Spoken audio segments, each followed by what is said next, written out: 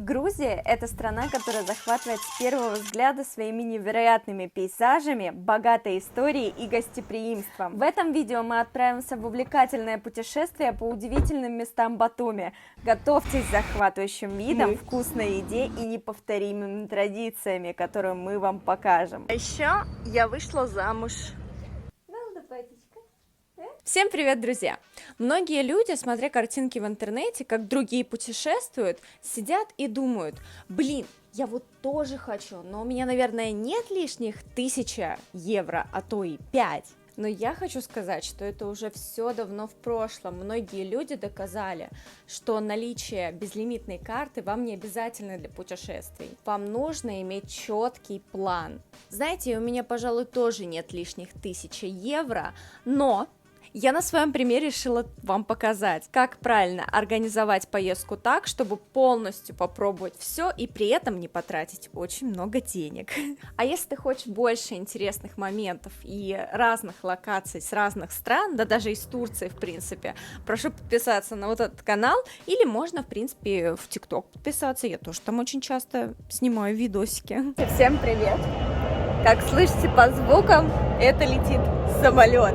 А значит, что и начинаем новое путешествие.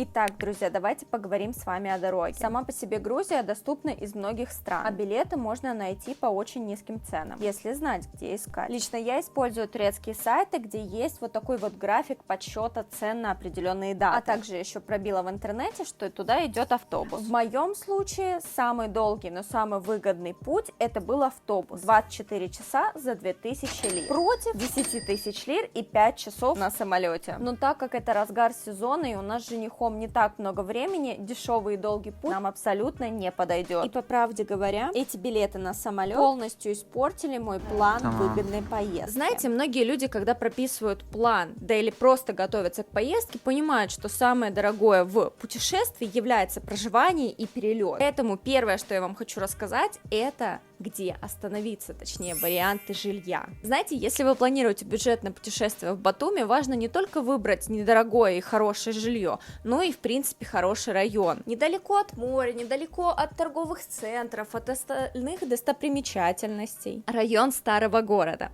Этот район настоящая находка для тех, кто любит атмосферу старинных улиц и близость ко всем очередным достопримечательностям. Здесь вы найдете небольшие гестхаусы, пансионы по цене примерно где-то в 700 лир до 3000 лир за ночь. Теперь мы поговорим про набережную и окрестности Алфавитной башни. Знаете, в районе набережной отелей достаточно мало, и в основном это отели 5-звездочные. Но прошу заметить, что в основном цены не такие кусючие, как и в других частях, в районах Батуми. Ведь средняя стоимость отеля начинается от 2000 лир до 5. А если вы путешествуете компанией, то в принципе можно даже посмотреть на Airbnb, но в принципе ценник там не отличается от отельных. И сейчас мы поговорим про еще один прекрасный район, как по мне, это район Руставели. В основном там очень много интересных сверкающих отелей, казино. Осуждаю. Самый дорогой и элитный район считается. Даже можно, в принципе, найти апартаменты с кухней и с видом на море по цене, в принципе, от 900 лир до 6000 лир. И в этот ценник входят не только отели, но, в принципе, такая же цена и на Airbnb. Знаете, я могу очень долго рассказывать про районы Батуми, потому что то же самое я могу выделить все районы, которые начинаются от набережной, вот с этой стороны. Там очень много торговых центров, очень много интересных парков, интересные апартаменты, потому что Батуми весь строится. Но это рассказывать, в принципе, очень долго, и самое главное, что я заметила, что ценник практически идентичный во всех. И если вот смотреть на район, допустим, Турции, где остановиться, то чем лучше район, тем дороже цена. Но в Батуми цены, в принципе, вот такие плавучие, и в основном начинаются от 900 лир до, в принципе, до 6, до 7 я видела. И что я самое главное заметила, что апартаменты дороже отелей. Вот, поэтому я не вижу смысла рассказывать, в принципе, о всех районах, потому что плюс-минус они идентичны. Есть подальше, есть поближе, все в зависимости от того, на сколько дней вы летите и, в принципе, с кем вы летите, какой вид отдыха у вас. Вот. Если вы только на море, то, в принципе, я думаю, тут не сильно играет роль районы.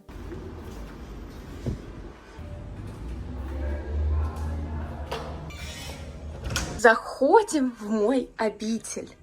Большая, красивая, мягенькая и белоснежная кроватка.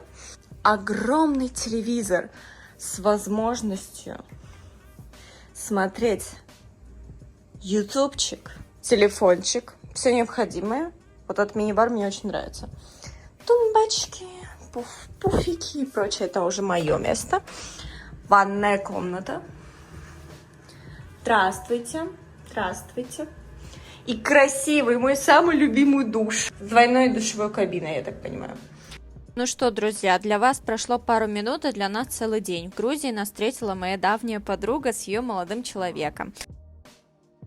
Нас сразу отвезли в отель на заселение, а там мы уже приготовились и вышли поужинать все вместе. А самое интересное, что после этого ела хачапури почти каждый день. Yemekten, ilk yemek yediğimizden söyle. Beğendiklerini falan. İlk baştaki bir şey yedik. Neydi Haçapuri parcas. Tamam. Nasıl, beğendin Bizim mi? pide gibi olan. Aha, O çok güzeldi. çok güzel. Aynen. Maşına gibi. Sen bayağı löp löp yedin. Sen Ha. çok beğendin aşkım. Evet. Sonra ne? Limonata. Limonata efsaneydi ya. Efsane. Aynen limonata güzeldi. Başka bir şey yedik. Mantı gibi bir şey. O güzel de biraz böyle çiğ gibi ya. Hmm. O yüzden dedim. Çiğ üstü olacak. Ama altı- Kapak çiğ Altı da zaten. çiğdi biraz. Altına çiğ mi sana göre? Yani Bana değişik öyle geldi. bilmiyorum. Ben hiç fark etmedim böyle bir şey. Знаете, я уже полюбила эту поездку. Я никогда не жила в Грузии, особенно в Батуми, но я уже почувствовала здесь какую-то определенную знакомую атмосферу. И знаете, после 7 лет в эмиграции я уже и забыла вот этот такой вайб детства, я не знаю, как это точно сказать. Знаете, постсоветские старые домики, уличные ларьки, запах свежего хлеба, вот этот вайб, который я запомнила в детстве. А в этой поездке я еще удивилась, что здесь есть квас, как бы это странно ни звучало. Стою с этой кружкой кваса и вспоминаю, блин, ну какой же он вкусный. Квасы beğendin mi? Beğendim. Kaç puan verirsin? 10 üzerinden 7,5-8 veririm. 9,5. А самое интересное, что мой муж никогда не пробовал квас, и он впервые его начал пробовать, и ему, в принципе, понравилось, но больше всего он удивился от того, что он сделан из хлеба. Да, Кадир, ты многое не знаешь о нашей культуре. Знаете, грузинская еда и правда мне напомнила какую-то часть моего детства. Знаешь, когда ты ешь пельмени, ну в Грузии, конечно, хинкали, гуляешь с друзьями в парке, попиваешь квасок, выпрашиваешь у мамы на отдыхе тот самый чебурек с мясом. Знаете, я даже не ожидала, что меня нахлынут вот такие вот воспоминания. Это очень странно. Что поделать, память штука упрямая. Кадир, как? Güzel güzel. Güzel mi? Hadi. Şu an yemek sinirliliği yedik. Bugün tavuklu çevirek yedik. Sence bu nasıl? Güzeldi. Beğendin mi? Beğendim. Ben etli yediğim için ben etli daha iyi beğendim sanki. Bununla bilmiyorum. Fazla beğenmedim bence. Ama güzel ya. Fazla bir şey değil ya. Öyle. Başka biz yedik şeyle. O da poğaça gibi yedik. Onu ben hiç beğenmedim. İçindeki boş zaten. Hangisinde? İkinci. Pirinç olan. Bir küçücük pirinç koydular. Bir de çok az kıyma koydular. Aynen. Ben hiçbir şey hissetmedim. Sadece yağ hissettim ısırırken. İşte bizim pişiye benziyor. Ben beğenmedim. Ama şey beğendim. Meyve suyu, kompost da beğendim. Kompost da güzeldi. Aşırı güzeldi değil mi? Kendi yapımı söyledi. Evet. Çok güzeldi. Эфсане, эфсане. Знаете, единственное, что я вам хочу еще порекомендовать, это есть в туристических местах. В принципе, ценник не такой большой, как в тех же самых других странах. К сожалению, мы поняли нашу ошибку на 3-й день, поэтому я хотела бы вас уберечь и в той же самой вот этой части города достаточно очень много интересных мест. И вот мы немножко пожалели о том, что мы не кушали там.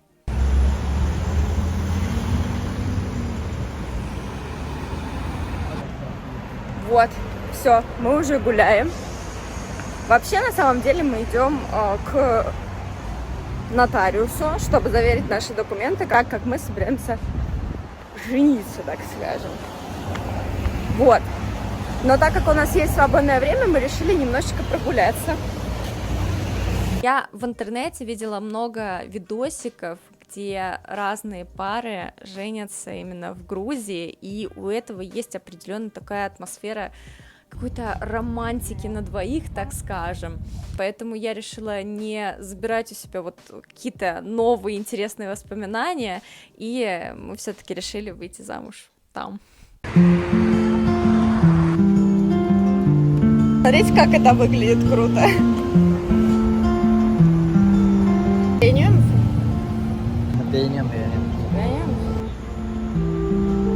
О, вот это стройка. Ой, я такая маленькая. Это Нью-Йорк. Oo. Beğendin mi? İkinci yurt dışı çıkışımsın. Beğendim aşkım. 500 TL de vermese daha fazla beğenirdin de. Здесь очень высокие здания. Это мне напоминает Дубай. Это очень красиво. Дубай, Бенфика. Но отчасти вот такие здания я уже видела в Анкаре, когда жила. Хотя это тоже очень красиво. Здесь больше зданий, больше такая своя атмосфера и демонстрация такого типа мы богатые прям. Но это круто, это выглядит реально стояще. Последние годы в Батуми просто переживает какой-то определенный строительный бум. Здесь возводятся новые строительные комплексы, офисные здания, роскошные отели и большие торговые центры. И это не секрет, что это все связано с растущим спросом со стороны инвесторов и туристов. И примечательно, что в Батуми, в принципе, славятся своими небоскребами. И многие здания здесь возводятся буквально за рекордные сроки. Это стадион.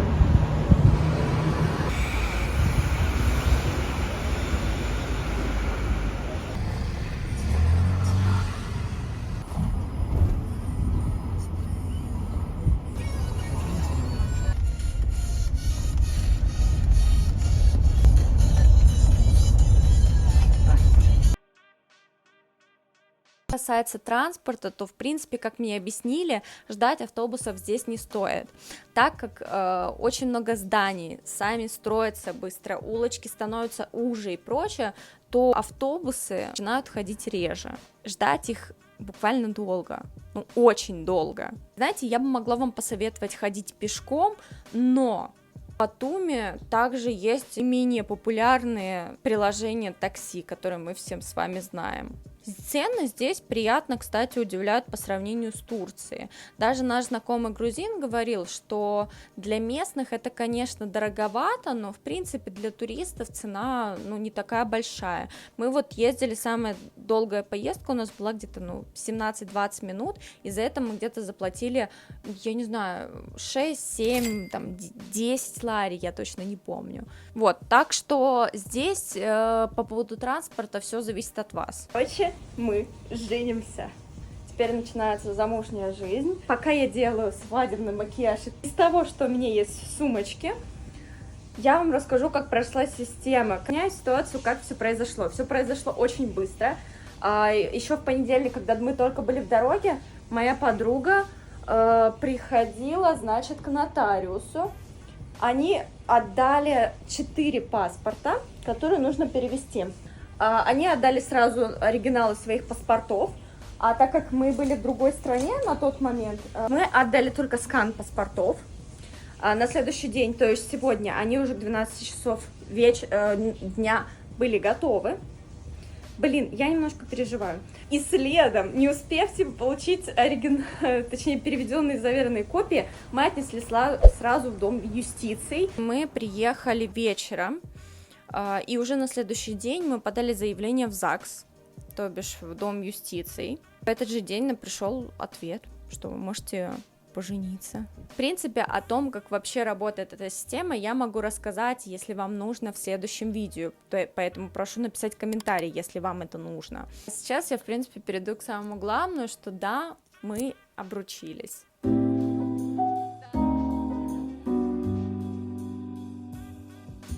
Самое интересное, что наши друзья, как только мы обручились, решили показать для нас очень интересное место, которое славится в Батуми. К сожалению, мы пришли ночью туда, поэтому как самого такого интересного вайба мы не ощутили, но было, в принципе, прикольно. Хочу рассказать секрет, что одной из популярных локаций в Батуми это взлетная полоса аэропорта.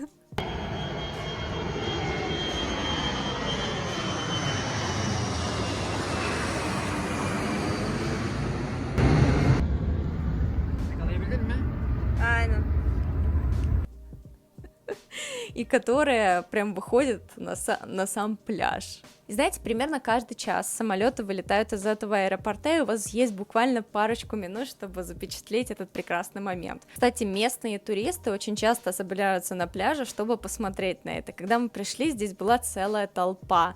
Даже приходили... как это правильно сказать на русском, саатыджилар, продавали там воду, там какие-то орешки и прочее, чтобы вот люди, как в фильме, смотрели, как взлетает самолет.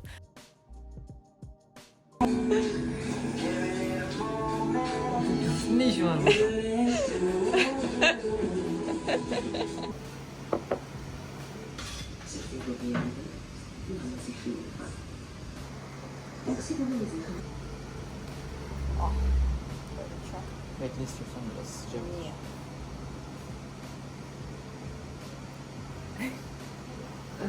Yanarsın. Bak böyle.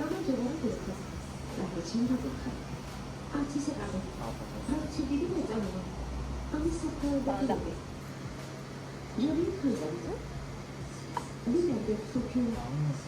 Ben bunu evde yapabilirim. Tamam.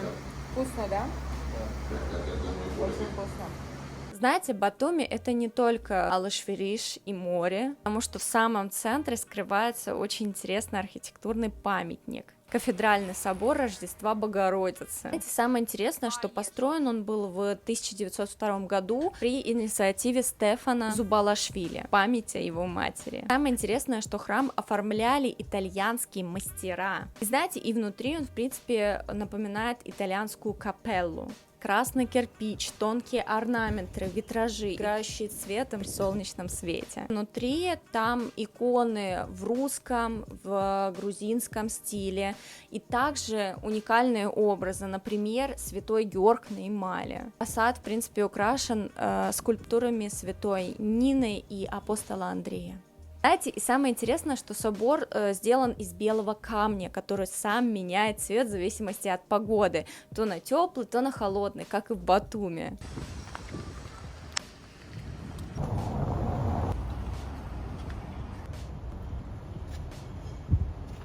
Знаете, а вот и моя любимая улочка. Прямо в центре Батуми, всего в паре шагов от мэрии, есть уголок, где Грузия вдруг превращается в какую-то, я не знаю, Италию, и это площадь Пьяцца. Открыли ее в 2010 году, а вдохновением послужила знаменитая площадь Сан-Марко в Венеции. Архитектор Важа Арбелаци хотел создать здесь место для встреч, прогулок и музыки, и ему, в принципе, это удалось. Моя любимая улочка Пьяцца — это полностью пешеходная зона. Здесь очень много кафе, ресторанов, вечерних огней и уличных музыкантов. Знаете, самая главная фишка — это башня с часами. Каждый час оттуда выходят механические фигуры, и на пару минут площадь просто затихает, чтобы посмотреть этот спектакль. Что, в принципе, на этой улочке можно и купить все остальные нужные сувениры вашим родственникам. Мы так и сделали, хотя сувениры оказались, ну, достаточно дорогими по сравнению со всем путешествием в Батуми. Теперь мы поговорим про Батумский морской порт. Это стратегически важный транспортный узел, расположенный на юго-восточном побережье Черного моря. Он является крупнейшим контейнерным универсальным грузовым портом Грузии. И сегодня Батумский порт продолжает оставаться важным элементом международного транспортного коридора, связывая Европу, Кавказ и Центральную Азию. А теперь поговорим, что после порта как раз-таки идет парк чудес. Это открытая галерея под небом Батуми и сразу рядом с морем. Все, что вы сейчас видите, это сделано буквально за пару лет. Алфавитная башня, символ грузинского языка, смотровое колесо с видом на побережье.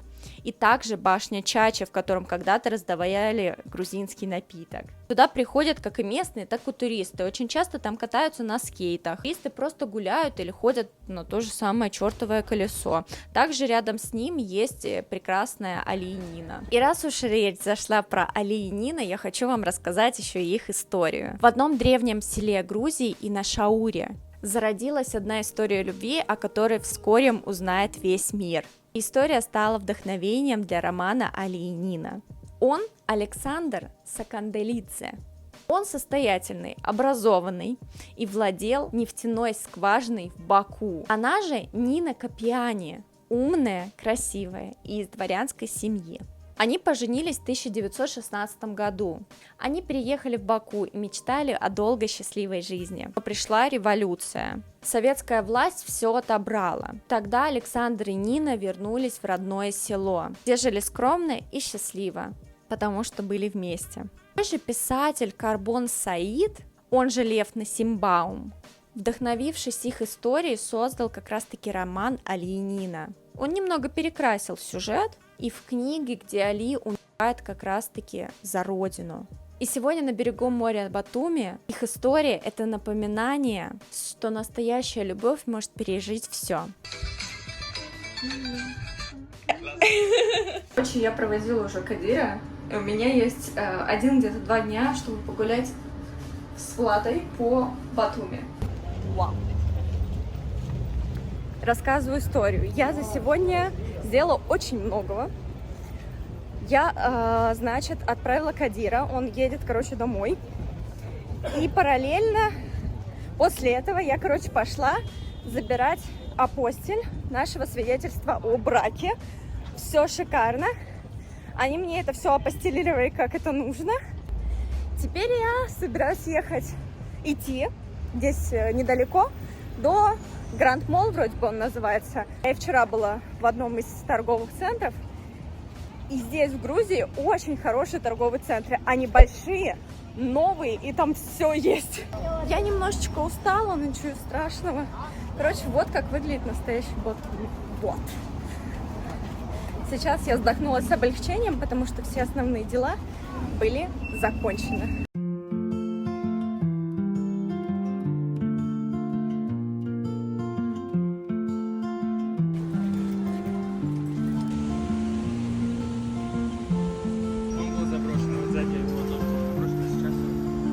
Тоже ресторан из него сделали, да?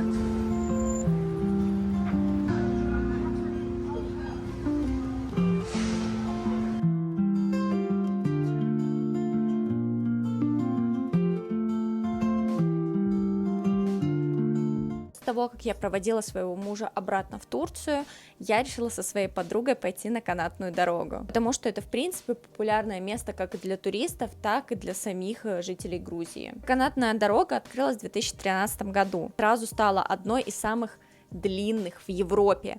2600 метров над городом. Поездка длится, в принципе, всего лишь 10 минут. И многим кажется, что будто бы ты не едешь, а паришь. На самом деле у меня же вышло абсолютно другое мнение. Отрешенный взгляд. Больше всего мне понравилась не канатная дорога, а как раз-таки вторая остановочка. И вот на этой как раз-таки остановке можно посмотреть целый красивый пейзаж всего города Батуми. А самое интересное, что там есть огромный светящийся крест. Я не знаю почему, но мне очень понравилось данное, сооружение. В принципе, там на вершине есть ресторан с панорамой, но так как мы пришли вечером, или, может быть, не в сезон, я не знаю толком, ресторана мы не увидели. Но также там и проводились какие-то мероприятия, там танцевали ведущие и что-то рассказывали. Также там можно приобрести сувениры и бинокли. Знаете, уже практически на последний или предпоследний день мы решили посетить несколько музеев в Батуми. И первый музей это был музей искусств Аджарии. который был основан в 1998 году.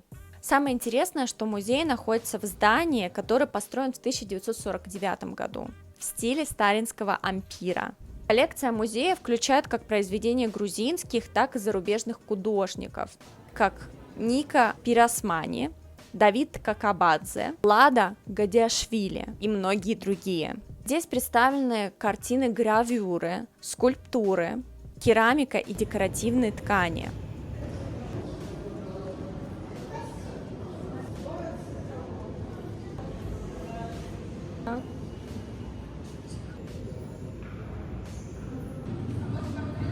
А если вам хочется больше истории, в городе есть еще один музей, куда точно стоит заглянуть. Это Государственный музей Аджарии имени Харитона Ахвледиани. Он намного больше, чем может показаться снаружи, и там собрано все, чтобы понять, чем жила Аджария на протяжении веков. Там есть зал природы с животными и растениями региона, а еще залы археологии и истории. Музей достаточно милый и, в принципе, атмосферный. Здесь легко представить, как выглядела Грузия много веков назад. Плюс там работает библиотека с книгами на грузинском, русском, арабском, греческом и других языках. Так что это место вполне милое, и туда точно можно привезти детей, если они у вас есть. Ну вот и все. Мой отдых подошел к концу. У меня сегодня вечером самолет, а сейчас я иду встречаться в последний раз с Владой. Мы идем кушать, немножечко погуляем, и я поеду в аэропорт. Вот так вот. Как все быстро закончилось. Все, я делаю чекаут. За эти 4 дня моя жизнь повернулась на 90 градусов. Я успела выйти замуж, встретить свою давнюю подругу и погулять по новой стране.